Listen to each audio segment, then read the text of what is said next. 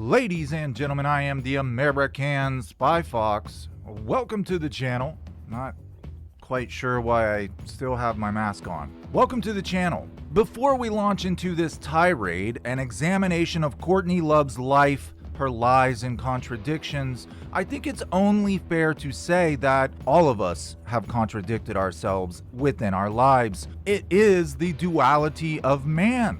We have the ability to see both sides, to tell both stories. It's why there are 4 Gospels within the New Testament. 4 different stories of the same story told by 4 different people. And I'd bet if any of us had the chance to talk to Mark, Matt, John, or Luke, they might even tell the story different. We have very complex brains. Sometimes we tell a story when we're angry. Sometimes we tell that story when we're calm. And I guarantee you that the same story is going to come out different. To this day, I remember the very first day of kindergarten 35 years ago. I started school when I was 4 years old because my eager mother could not wait to get rid of me. And I remember that first day as though it were yesterday. It's the most profound lesson that was ever taught to me, and I think that every school around the world should make this lesson the first lesson they ever teach students. Our teacher had us all sit in a big circle, and she said, "Now we're going to play a game of telephone. I'm going to whisper in the ear of the person sitting next to me a sentence, and then they're going to whisper it to the person to them, and so on and so on. And by the time it gets back to me, it's going to be completely different." Now, I don't remember what she said.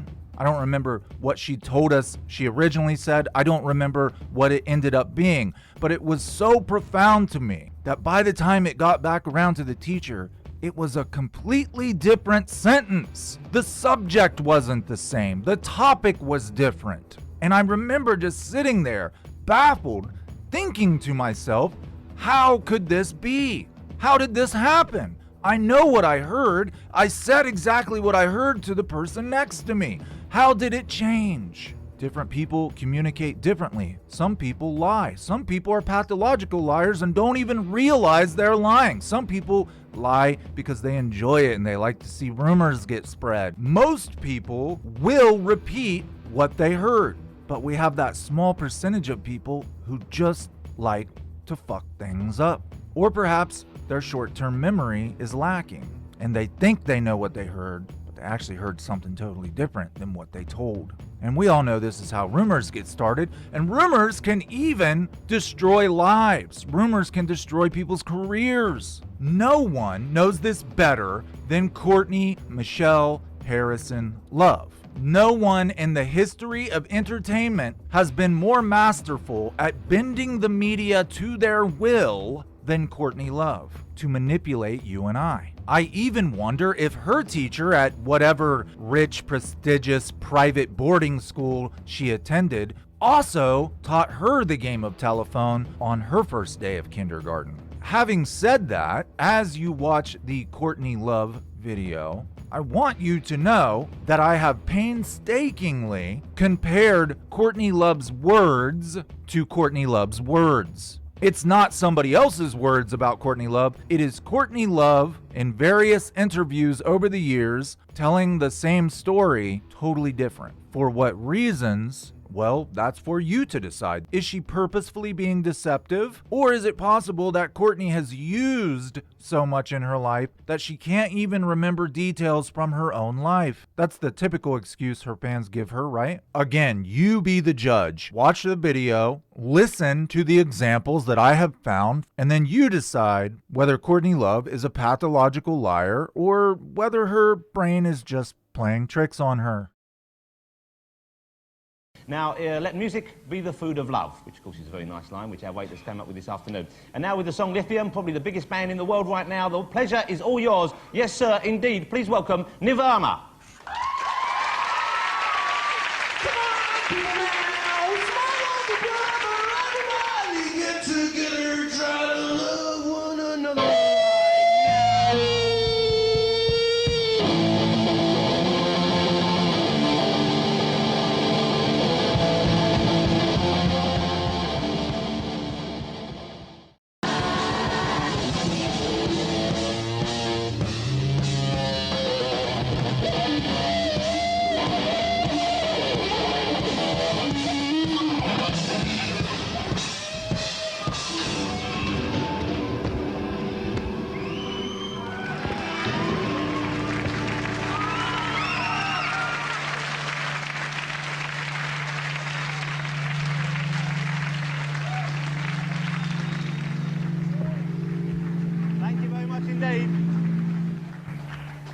boy. Hope we didn't wake the neighbours up. Nirvana there, doing the tune that we didn't actually expect, but they wanted me to tell you they're available for children's birthday parties and bar mitzvahs.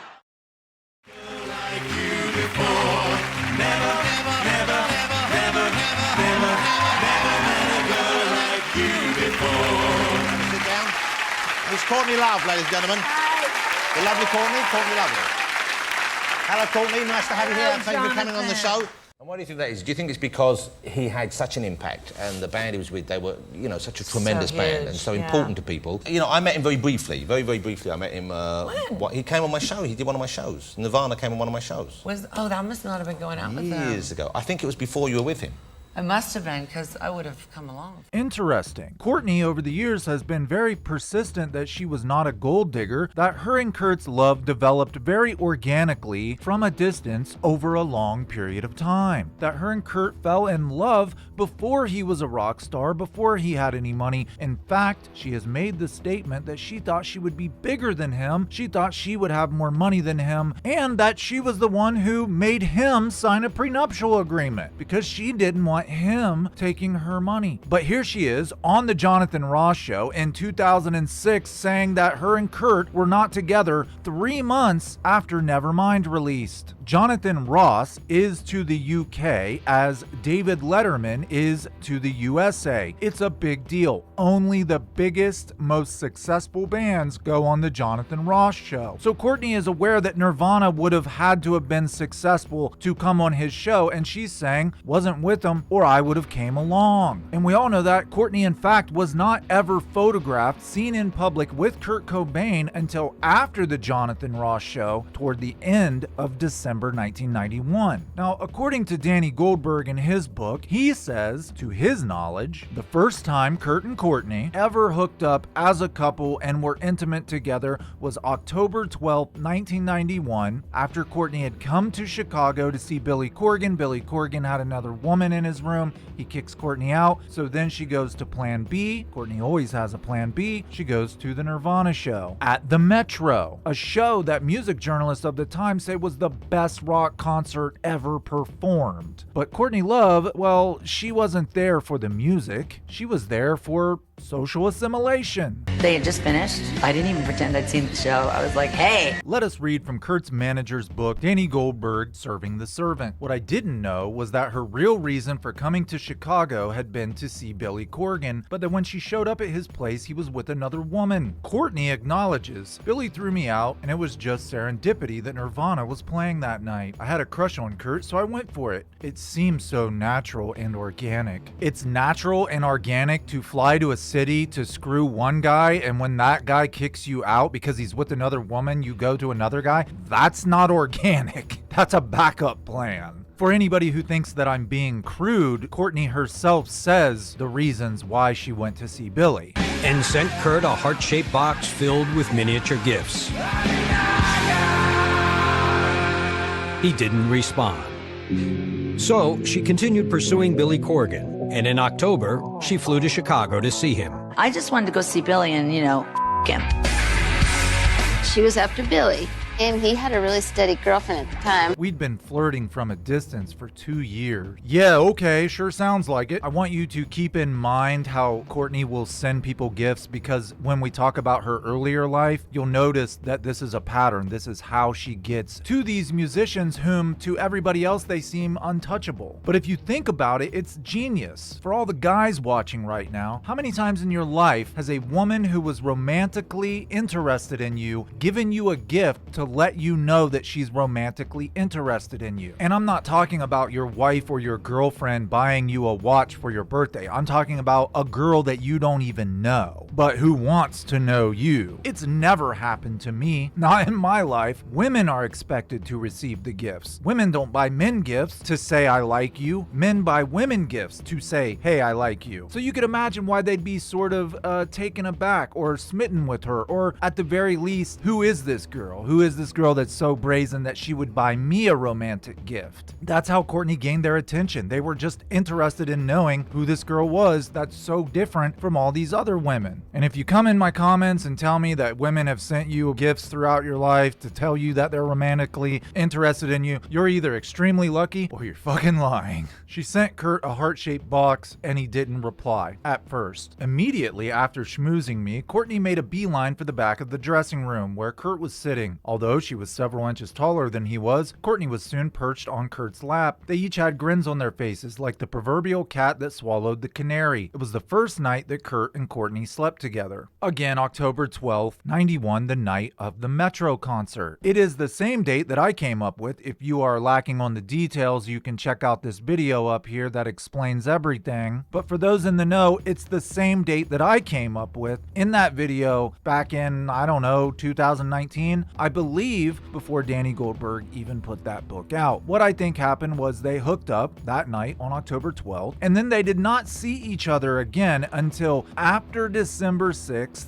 when Nirvana appeared on the Jonathan Ross show. At some point in the end of December, the beginning of January, Courtney became pregnant. Kurt, being an old-fashioned man's man, said, well, I knocked her up. Now I gotta take care of her. Now I have to marry her. I think it happened that suddenly. I think his life changed that quick. Later, journalist Everett True would come out and say that him, Kurt, and Courtney made up the stories about her meeting him at a Dharma Bum show or at a Soul Asylum show. Some say a Butthole Surfers concert. And by the way, for those of you who believe that they met at a Butthole Surfers concert, well, just wait until later in the video. I highly doubt they met at a Butthole Surfers concert, and I'm going to tell you why. There are many different stories that Courtney has told over the years about how her and Kurt met. Everett True says they made up that story because people were calling Courtney a gold digger in the press, and Kurt knew how much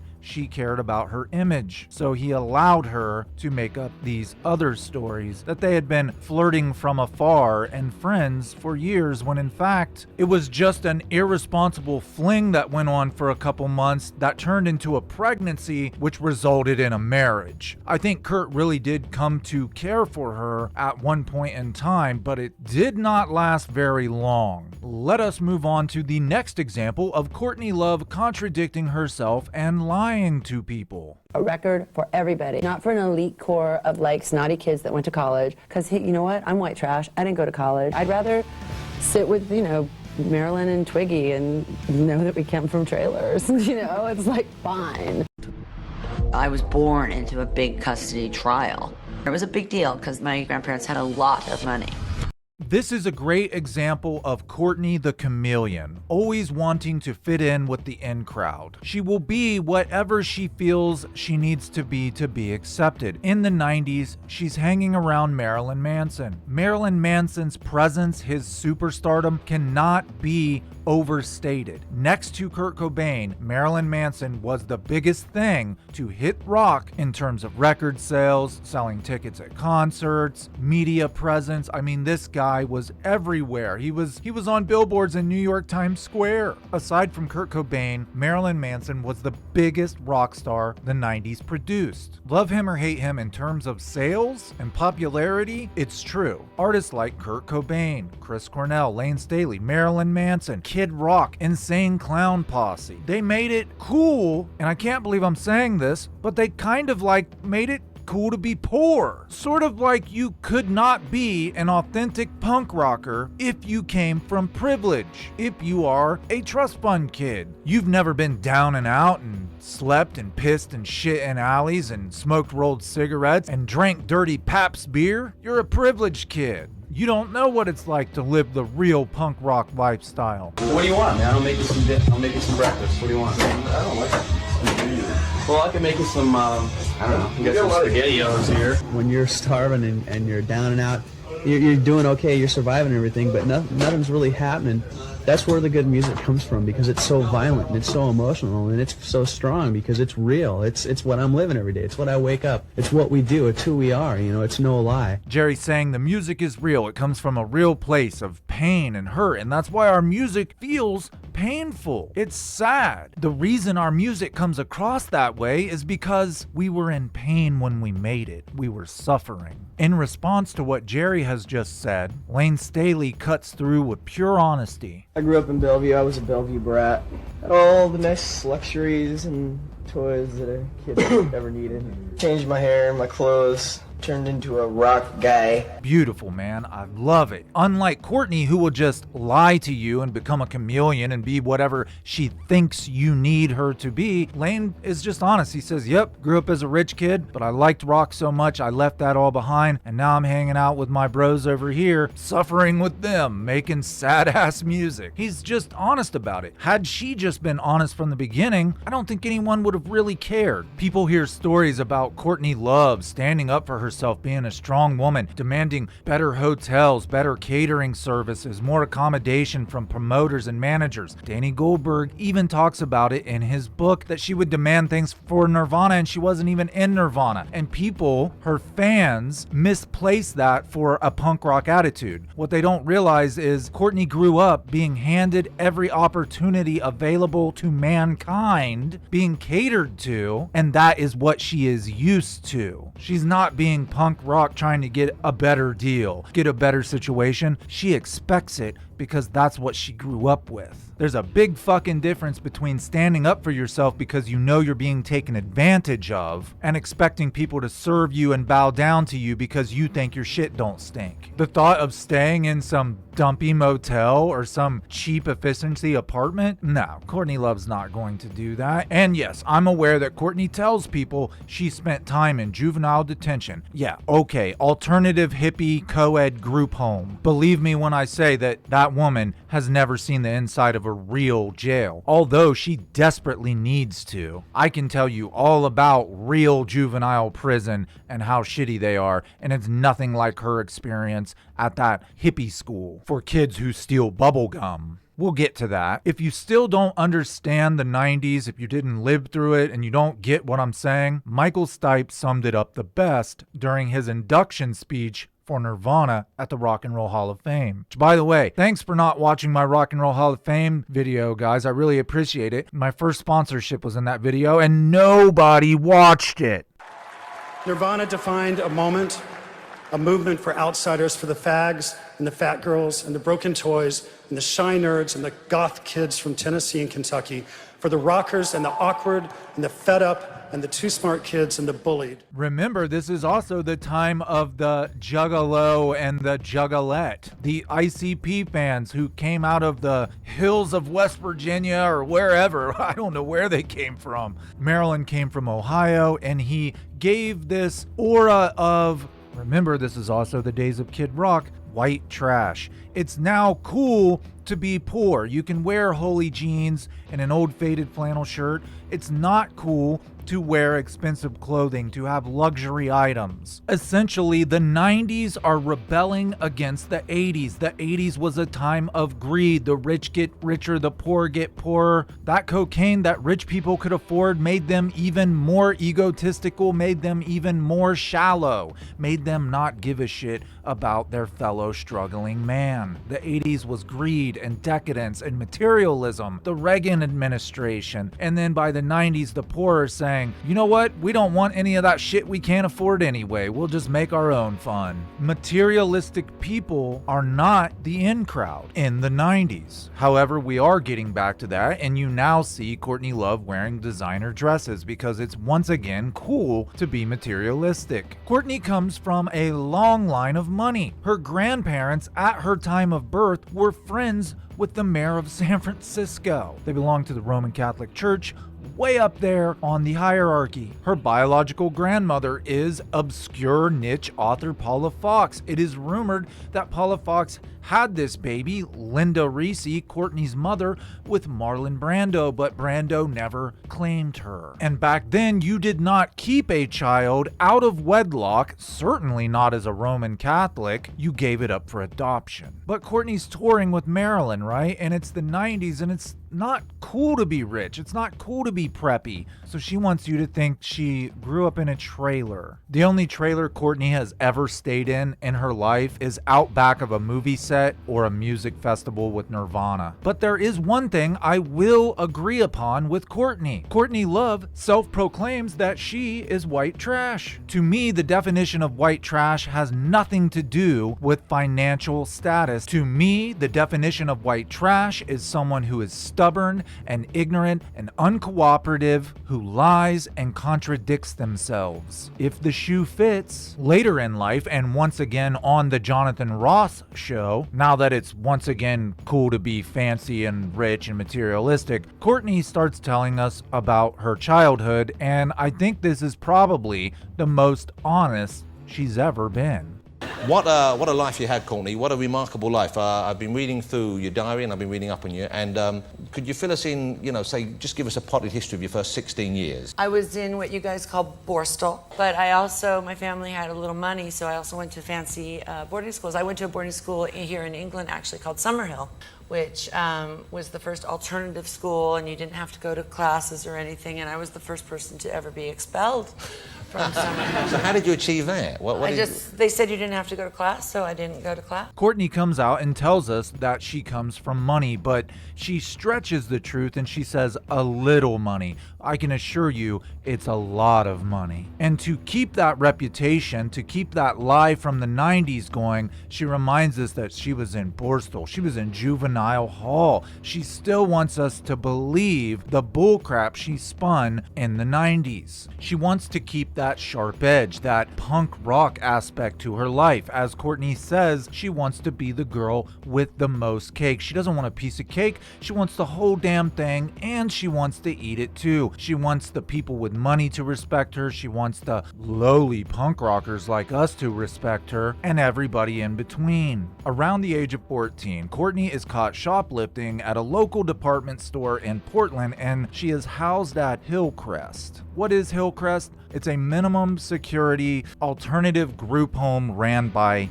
hippies. It's not a real jail. Not at least at the time Courtney was housed there. It was even co-ed. My first hint that Courtney was not experiencing real jail. During Courtney Love Behind the Music, she talks about how a boyfriend brought her a gift into Hillcrest, a record of the Runaways. That's interesting. I spent quite a bit of time in juvenile detention as a kid, and I don't remember having record players. They even show a picture of her and some other kids, and they're wearing their normal clothing. For anyone who ever spent any amount of time in a real juvenile detention center, you know that you don't get to wear your normal clothes. You wear what they give you, a uniform. It's punishment. They want to strip away your identity. You are no longer allowed to be who you are because who you are cannot conduct themselves correctly in public. So now we're going to tear you down and you're going to do what we tell you to do when we tell you to do it. For anyone who went through the hell that is juvenile prison systems, this is a slap in the face when Courtney Love claims to know the same pain that you and I know. That shit stays with you your whole life. She talks about it like it's cool, like it gives her some kind of credit. That alone tells me that she has never suffered the kind of pain that anyone who went through a juvenile prison goes through. She wouldn't be talking about it like it was fun if she went to a real prison. She was in a fucking daycare because nobody wanted her because she was so psychotic. I look at this picture and it makes me laugh. There's light switches on the walls, there's drywall, there's carpet, they're in regular clothing. It looks like fucking summer camp. Just wandering around the halls, hugging and jumping up and down. Where I was at, you get your ass beat for that. And I'm not joking. Lights out, 7:30, guards will come in your cell and beat your fucking ass for acting like an idiot. They had bedrooms with bunk beds, TVs, record players. Hell, they were allowed to go out in public and shop after being charged with shoplifting. And to top it all off, her biological father, Hank Harrison, gets her out of there within weeks. She was only there for a couple weeks. I've talked to the guy. He smelled money. He smelled that trust fund. If you're in real jail, and we're talking the juvenile system, you've been sentenced. Someone can't just come and get you out. You are sentenced. You have to serve your sentence. The only person who lets you out is the judge. She was in a group home, y'all. I'm here to tell you that the entire mythos Courtney Love has created of her life, it's an illusion.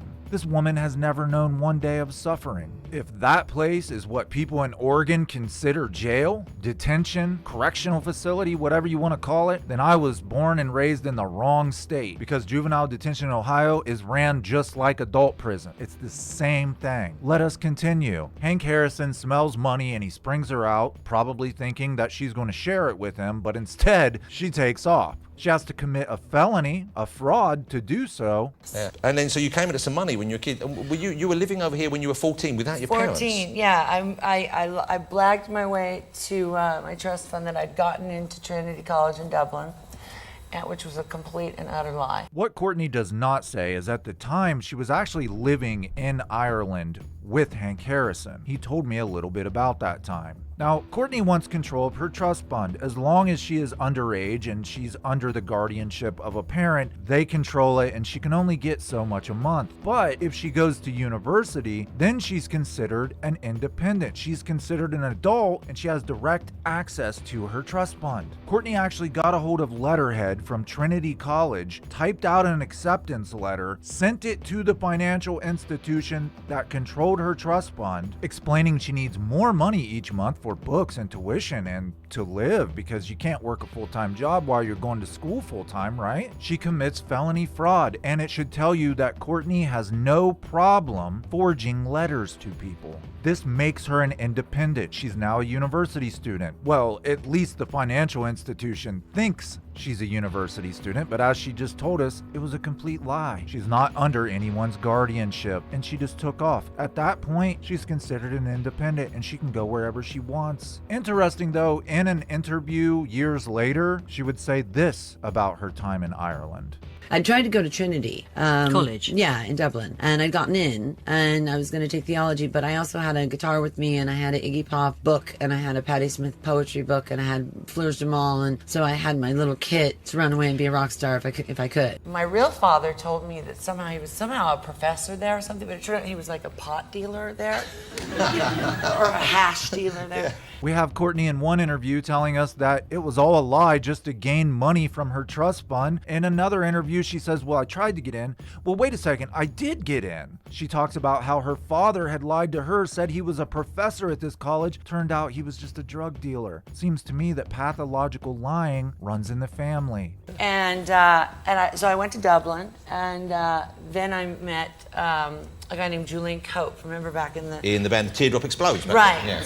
So I ended up in Liverpool. I ended up living in Liverpool for 2 years. Now, as many of you will know, Courtney did spend quite a lot of her adolescence here in the UK, and it was during this time that she formed a relationship with somebody I was incredibly keen on at the time, although in fairness, never got close to at all. That was the pop star, Julian Cope. I met him in Dublin, and he gave me the keys to his apartment and said, go move into my house on Devonshire Road, which is across from Sefton Park. In Liverpool. Yes. In case anyone doesn't know, that's Julian Teardrop Explodes Cope. Around the age of 17, Courtney is posing as a student at Trinity College, and she's basically just doing the exact same thing her father did, posing to be an academic in a college town. She puts the guy down because he lied to her and said he was a professor, but he was really just some dirty drug dealer. Well, Courtney's posing to be an academic in the same town at the same college when she goes to a show and she meets Julian Cope, who was a pretty successful pop star in the early 80s. How exactly does a complete stranger convince a pop star to just say, here are the keys to my apartment, you can go move in if you want? Love finally ended up in an institution for wayward teenagers after being caught shoplifting. By the time she was 17, she had decided to leave behind her unhappy San Francisco childhood, and in 1981 set off for Ireland. Again, she set off for Ireland because that's where Hank was living.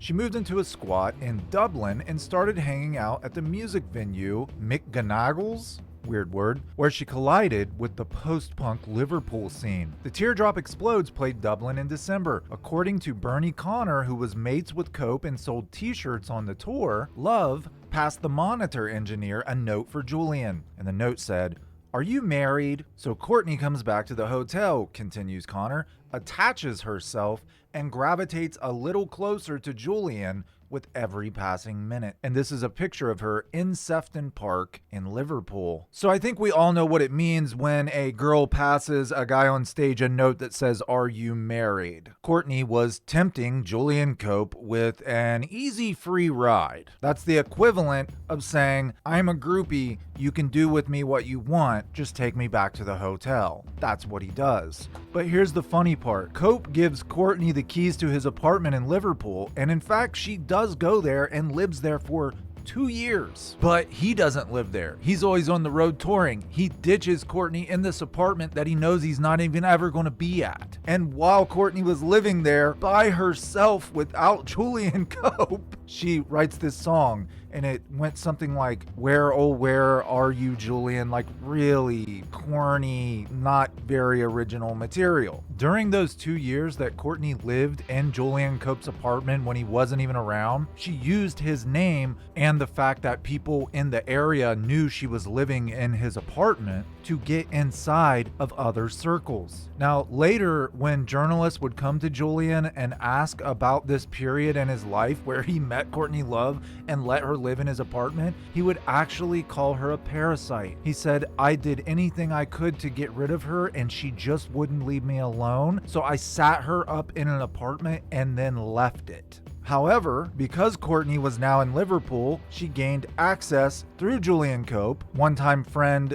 longtime rival Ian McCulloch from Echo and the Bunnymen. They rehearsed in Liverpool, and Courtney wiggled and squirmed her way into their rehearsal space where she made friends with the guys in Echo and the Bunnymen. Maybe you think you've never heard of Echo and the Bunnymen. I guarantee you have. They had many hits in the 80s. If you've ever watched the movie Pretty in Pink, you've definitely heard Echo and the Bunnymen. During an MTV interview with Kurt Loder after Kurt Cobain's death, Courtney would even bring up Echo and the Bunnymen, and she would tell a little anecdote about Kurt listening to her listen to Echo and the Bunnymen. Was punk any kind of rebellion for you? No, because the punk thing for me was more my geography. I was a total Bunnyman, psychedelic furs, you know, then later Smith's freak, and obviously I went to Liverpool. The guy from Pavement came up to me, he's like, "You're so brave." I'm like, "Why?" He's like, "To cover a Bunnyman song." He's like, "I wouldn't have the nerve." You know, and nobody like admits like the Bunnymen were like the greatest band. I like Social Distortion because they were melodic, but